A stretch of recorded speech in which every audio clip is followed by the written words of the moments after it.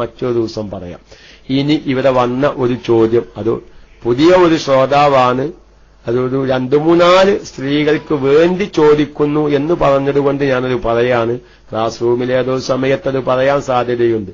അതായത് ഒരു സ്ത്രീ കുളിച്ച് കഴിഞ്ഞതിനു ശേഷം, കുളിക്കും കഴിഞ്ഞ് പിന്നെ മൂത്രമൊഴിക്കാൻ പോയപ്പോ വീണ്ടും ആ മൂത്രമൊഴിച്ച സമയത്ത് മനിയ്യ് കണ്ടു, പുരുഷന്റെ മനിയ്യ് കണ്ടു എങ്കിൽ കുലി നിർബന്ധമാണോ അല്ലേ എന്ന് അവിടെ വിശദമായി നമ്മുടെ ഭാര്യന്മാർക്ക് നമ്മൾ പഠിപ്പിക്കേണ്ട ഒരു മസ്അലയാണ്. സ്ത്രീകളും വളരെ ഗൗരവത്തിൽ അറിയേണ്ട ഒരു മസ്അലയാണത്. അതായത് ഒരു ഭാര്യയിൽ ഭർത്താവ് ബന്ധപ്പെടുകയും അവളുടെ വികാരം പൂർത്തിയാകുന്ന രൂപത്തിൽ തന്നെ അവൾ തമ്മിൽ ബന്ധപ്പെട്ടു, എന്നിട്ട് അവൾ കുളിച്ചു ശുദ്ധിയായി. ആ കുളിച്ചു ശുദ്ധിയായതിനു ശേഷം എന്ത് ചെയ്തു? മൂത്രമൊഴിക്കാൻ പോയ നേരത്ത് വീണ്ടും മനിയ്യ് പുറപ്പെട്ടു, കുളിക്കും കഴിഞ്ഞ ശേഷം, എങ്കിൽ അവൾക്ക് കുലി നിർബന്ധമാണ്. എന്തേ കാരണം? അത് പുരുഷന്റെ മനിയാണ് ആ പുറപ്പെട്ടതെങ്കിലും കുളിച്ചതിനു ശേഷം മൂത്രമൊഴിക്കുമ്പോൾ പുറപ്പെട്ടതായ മനിയ്യ് പുരുഷന്റേതാണെങ്കിലും അവളുടെ വികാരം അവളുടെ വികാരം പൂർത്തീകരിക്കുന്ന രൂപത്തിലുള്ള ബന്ധപ്പെടൽ നടന്നതുകൊണ്ട് ഈ പുരുഷന്റെ മനിയിൽ ആരുടെ മനിയും കലരാൻ സാധ്യതയുണ്ട്. ഈ സ്ത്രീയുടെ മനിയും കലരാൻ സാധ്യതയുണ്ടായതുകൊണ്ട് അവളുടെ മനിയ് പുറപ്പെട്ട ഹുക്കുമിലാണ്. അപ്പൊ രണ്ടാമത് വീണ്ടും കുളിക്കൽ നിർബന്ധമാണ്. വളരെ വ്യക്തമായി പല സ്ത്രീകൾക്കും സംഭവിക്കുന്നതും ചോദിക്കാൻ മടിയുള്ളതും അതല്ലെങ്കിൽ അറിയാത്തതിന്റെ പേരിൽ വിധി നടപ്പിൽ വരുത്താത്തതുമായ ഒരു രഹസ്യമായ ഒരു മസ്അല എല്ലാവർക്കും വേണ്ടിയും ഞാൻ പരസ്യമായി പറയുന്നു.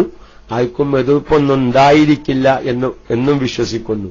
നേരെ മറിച്ച് ഈ സ്ത്രീ നല്ല സുഖമായി കിടന്നുറങ്ങുകയാണ്, സുഖമായി ഭാര്യ കിടന്നുറങ്ങുകയാണ്, അവർ കൂർക്കം വലിച്ചുറങ്ങുകയാണ്. പക്ഷെ അങ്ങനത്തെ ഉറങ്ങിക്കിടക്കുന്ന ഒരു സ്ത്രീയിൽ ഒരു ഭർത്താവ്, അതിപ്പോ സ്ത്രീ എന്ന് പറയുമ്പോ ഈ വ്യഭിചാരത്തിലാണ് ഇങ്ങനെ സംഭവിച്ചത്, മസ്അലങ്ങൾ തന്നെ കേട്ടോ. നമ്മൾ പിന്നെ അങ്ങനെ അത് പറയാത്തതെന്താ? നമ്മളിപ്പോ സാധാരണ മുസ്ലിമീങ്ങളായ നമ്മൾ തമ്മിൽ അറിയേണ്ട മസ്അലകൾ പറയുമ്പോഴാണ് ഈ ഭാര്യ ഭർത്താവിനാണത്. ഇതൊരു വ്യഭിചാരത്തിലാണ് ഇങ്ങനെ സംഭവിച്ചത്. ഒരു പുരുഷൻ എന്താക്കി? ഒരു സ്ത്രീയെ വ്യഭിചരിച്ചു. കുലി നിർബന്ധാലോ? വ്യഭിചരിച്ചാലും കുലി നിർബന്ധാലോ? അങ്ങനെ വ്യഭിചരിച്ചു, തെറ്റവലേക്കെന്ന് സംഭവിച്ചു. ആ സ്ത്രീ എന്ത് ചെയ്തു? കുളിച്ചു ശുദ്ധിയായി. കുളിച്ചു ശുദ്ധിയായതിന്റെ ശേഷം എന്ത് ചെയ്തു?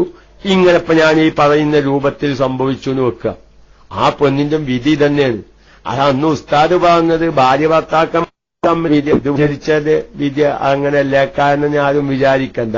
പക്ഷെ അങ്ങനത്തെ ഒരു ചിന്താഗതിക്കാരൊന്നും ഇപ്പൊ നമ്മുടെ ക്ലാസ് റൂമിൽ കേൾക്കുന്ന പോലെ ഇല്ലല്ലോ. എങ്കിലും ഞാൻ സാന്ദർഭികമായി ഒന്ന് ഉണർത്തിനു മാത്രം.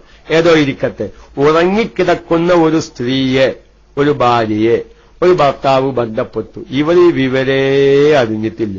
ഇങ്ങനൊരു ഭർത്താവ് ഞാനുമായി ബന്ധപ്പെട്ട വിവരം അറിഞ്ഞിട്ടില്ല.